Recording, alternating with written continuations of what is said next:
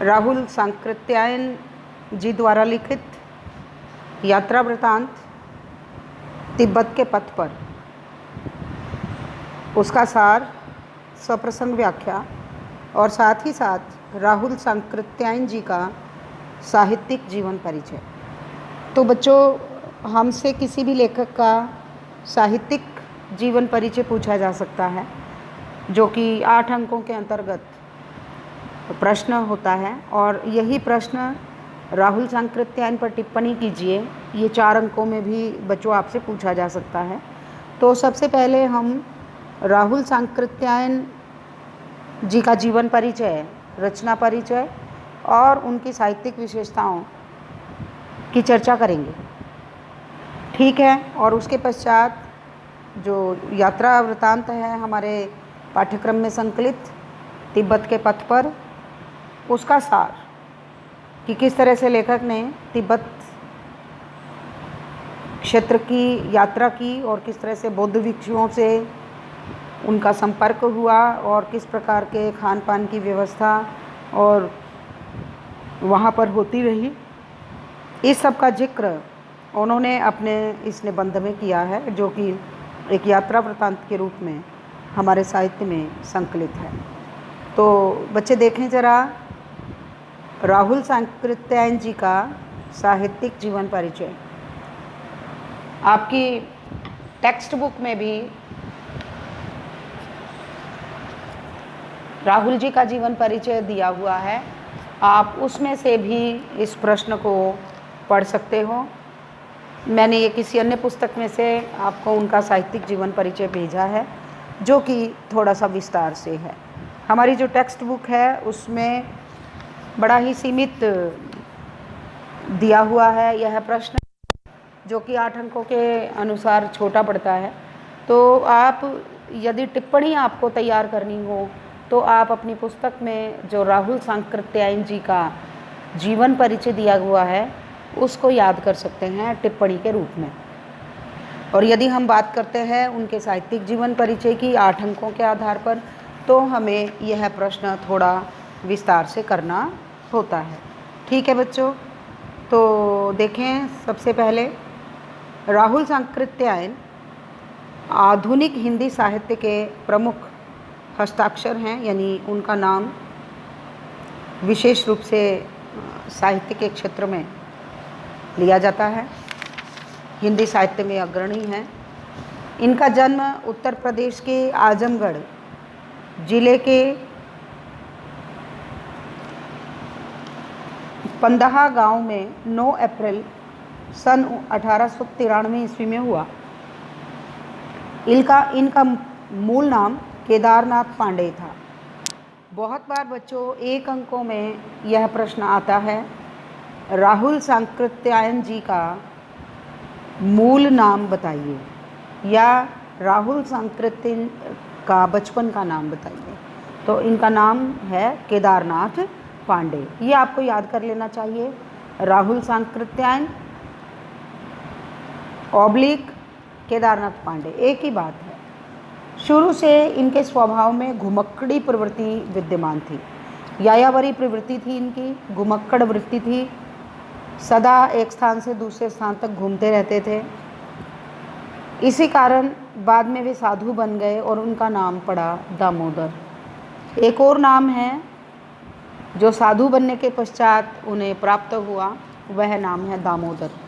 तो आप साधुत्व में उनका नाम है दामोदर, मूल नाम है केदार पांडे, और साहित्य के क्षेत्र में जो उनका प्रसिद्ध नाम हुआ वह हुआ राहुल सांकृत्यायन। इन्होंने प्रारंभिक शिक्षा रानी की सराय गांव में ग्रहण की। इन्होंने मिडिल की परीक्षा निजामाबाद के मिडिल स्कूल से पास की और संस्कृत सीखने काशी चले गए। ये स्वभाव से ही घुमक्कड़ थे।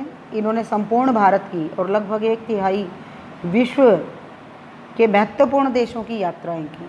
श्रीलंका, तिब्बत, नेपाल, ईरान, चीन, जापान, मंचूरिया, इंग्लैंड, सोवियत संघ आदि देशों की यात्राओं ने इनके जीवन दर्शन और दिशा को निर्मित करने में महत्वपूर्ण भूमिका निभाई। अत्यंत कठिन परिस्थितियों में 1 से अधिक बार तिब्बत की यात्रा करके वे दुर्लभ प्राचीन भारतीय ग्रंथों की प्रतियां खोज कर लाए। ऐसे भारतीय ग्रंथ जो आज लुप्त प्राय हो गए हैं, उनको उन्होंने बौद्ध मठों में जाकर ढूंढा। अनेक वर्षों तक वे रूस में भारतीय दर्शन के अध्यापक रहे। सन 1830 में इन्होंने श्रीलंका जाकर बौद्ध धर्म ग्रहण किया। तब इनका नाम राहुल सांकृत्यायन हुआ। बौद्ध धर्म ग्रहण करने के पश्चात इन्हें एक नया नाम मिल गया और वह था राहुल सांकृत्यायन। सन 1963 में इनका निधन हो गया। राहुल जी बहुमुखी प्रतिभा संपन्न साहित्यकार थे, महापंडित थे, उपन्यासकार, कहानीकार, साहित्यकार, दार्शनिक, निबंधकार, पुरातत्ववेता, जीवनीकार, लोक साहित्यकार, इतिहासकार, संपादक, अनुवादक तथा यात्रा वृतांत लेखक के रूप में सुविख्यात हैं। बच्चों, जिस नाम के सामने इतने सारे विशेषण लगे हुए हो, निसंदेह वह साहित्यकार, बहुमुखी प्रतिभा संपन्न साहित्यकार ही होता है। उन्होंने अपनी रचनाओं से हिंदी साहित्य की अधिकांश विधाओं को समृद्ध किया। इनके द्वारा रचित पुस्तकों की संख्या लगभग 150 है। मेरी जीवन यात्रा 6 भाग, दर्शन दिग्दर्शन, 22वीं सदी, जय योधेय, वोल्गा से गंगा, भागो नहीं दुनिया को बदलो, दिमागी गुलामी, घुमक्कड़ शास्त्र इनकी प्रमुख कृतियाँ हैं। इन्होंने आदि हिंदी की कहानियाँ, दक्षिणी हिंदी काव्यधारा और हिंदी काव्यधारा प्रस्तुत कर हिंदी साहित्य की लुप्त प्राय सामग्री का उद्धार किया। वे बौद्ध की विख्यात विद्वान और व्याख्याता थे। बौद्ध धर्म में विद्वान हुए और व्याख्याता भी हुए, प्रवचन भी करते थे ये। और इन्होंने बौद्ध धर्म के अनेक ग्रंथों का हिंदी में अनुवाद किया, जिसमें मध्यम निकाय, दीर्घ निकाय और विनय पिटक प्रमुख हैं। उनकी प्रमुख रचनाएं इस प्रकार हैं: तट की खोज, रानी नागफनी की कहानी, ये 2 उपन्यास हैं।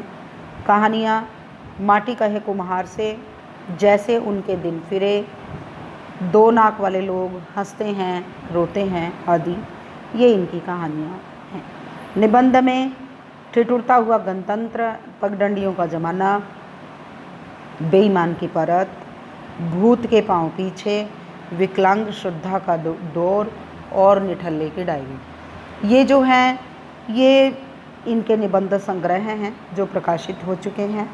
साहित्यिक विशेषताओं में सबसे पहले विविध मुखिक साहित्य, क्योंकि हम इन्हें ये इतिहासकार भी हैं, साहित्यकार भी हैं, निबंधकार भी हैं, जीवनी लेखक भी हैं, तो इसलिए जो सबसे बड़ी विशेषता है इनके साहित्य की वह है विविध मुखी साहित्य। जब लेखक अपने जीवन की अविस्मरणीय यात्राओं का विवरण आत्मकथात्मक शैली में प्रस्तुत करता है तो वह यात्रा वृत्त कहलाता है। यानी जब हम कहीं की यात्रा करें किसी स्थान की और वह यात्रा हमारे लिए अविस्मरणीय हो, कभी ना भूलने वाली हो, और हम अपने उस अनुभव को, जो हमारा यात्रा से संबंधित अनुभव था, उस अनुभव को आत्मकथात्मक शैली में यानी स्वयं उपस्थित होकर, यानी मैं वहाँ गया, मैंने यह देखा, वहाँ पर एक गांव बसा हुआ था, उस गांव का नाम यह था, आदि आदि, इस तरह से। तो जहाँ मैं प्रस्तुत होता है उसको हम कहते हैं आत्मकथात्मक शैली, यानी जहाँ लेखक स्वयं अपने अनुभवों की चर्चा करे और स्वयं भी उपस्थित रहे उस कथन को कहते हुए, तो उसे हम कहते हैं यात्रा वृत्त। आदर्श यात्रा वृत्त वह माना जाता है जिसमें यात्रा क्रम में आए हुए स्थान, बीती घटनाएं स्मृति संवेदना का अंग बनकर चित्रवत अंकित हो जाती हैं। तो अच्छा यात्रा वृत्तांत कौन सा होगा? जिसमें यात्रा करते समय जो स्थान आए हैं, जो घटनाएं घटित हुई हैं और उन घटनाओं का लेखक की यादों पर, उसकी स्मृतियों पर, उसकी संवेदनाओं पर क्या प्रभाव पड़ा है, उस सब का एक चित्र उपस्थित कर देना ही यात्रा वृत्तांत कहलाता है। यात्रा वृत्त में आत्मकथा, संस्मरण और रिपोर्टाज, ये तीनों ही तत्व विद्यमान होते हैं। वह आत्मकथा भी है क्योंकि लेखक स्वयं उसका वर्णन करता है। संस्मरण इसलिए क्योंकि वह अपनी उन स्मृतियों के विषय में बातचीत करता है। और रिपोर्ट इसलिए क्योंकि वह उसकी एक रिपोर्ट प्रस्तुत करता है।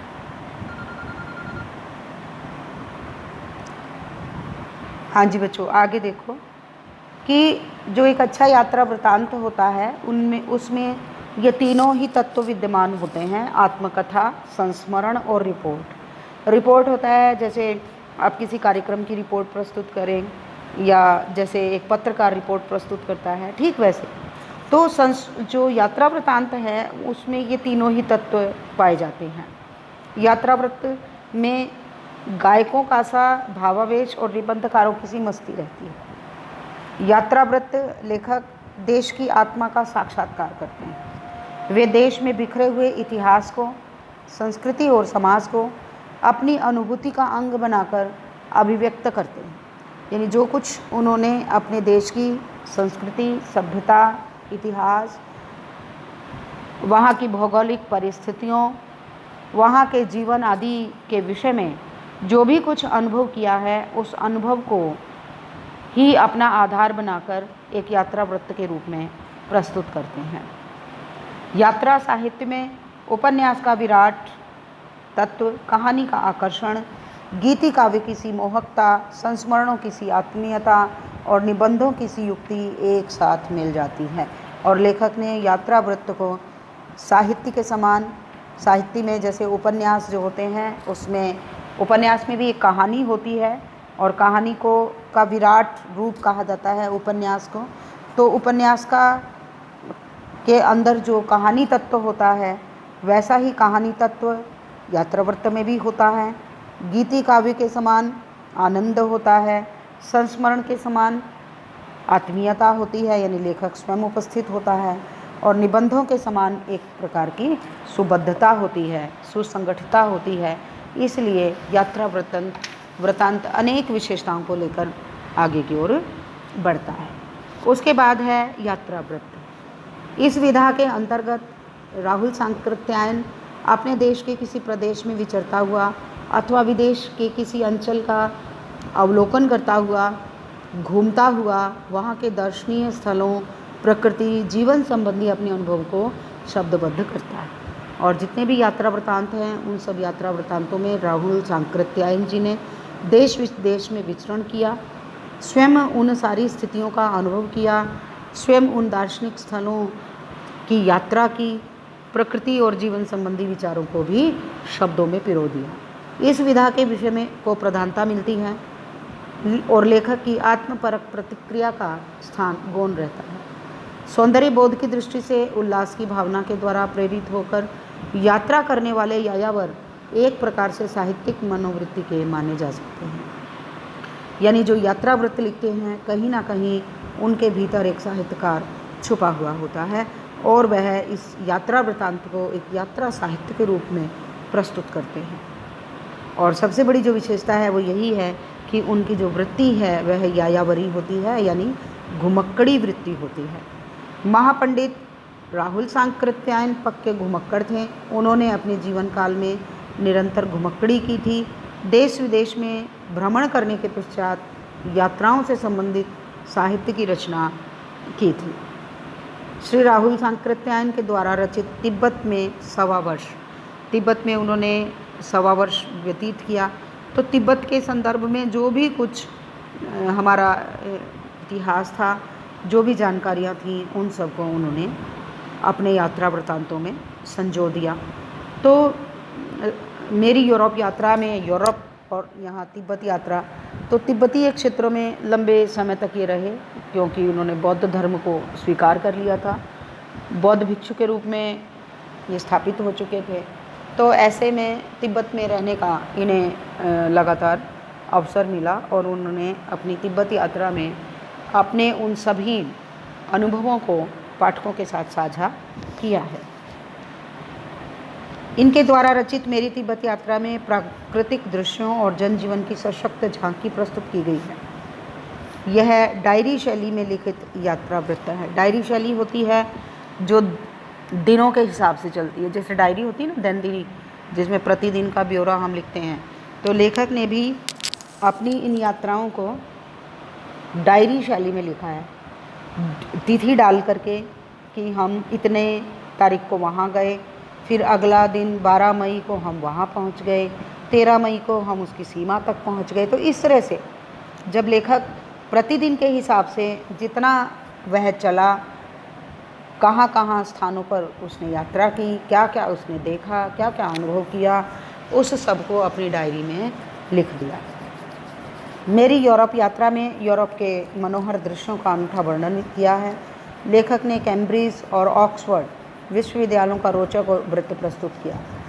इन्हें इस युग का प्रतिनिधि यात्रा वृत्त लेखक माना जाता है, यानी प्रतिनिधि यात्रा वृत्तांत लेखक हैं राहुल सांकृत्यायन जी। उसके बाद है संस्मरण साहित्य को देन। तो संस्मरण भी लिखे हैं उन्होंने। महापंडित राहुल सांकृत्यायन ने स्मृति के आधार पर लिखे जाने वाले साहित्य को संस्मरण कहा है, और उन्होंने अतीत की अनंत घटनाओं को अपने व्यक्तित्व के रंग में रंगकर रोचक शैली में यथापरक चित्रित किया है। संस्मरण सत्य घटनाएं होती हैं, इनसे लेखक के किसी एक पहलू की झांकी मिलती है।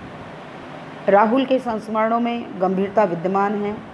इन्होंने देश विदेश के इतिहास, दार्शनिकों, राजनीतिज्ञों और विद्वानों के साथ साथ साधारण व्यक्तियों से संबंधित संस्मरणों को भी प्रस्तुत किया है।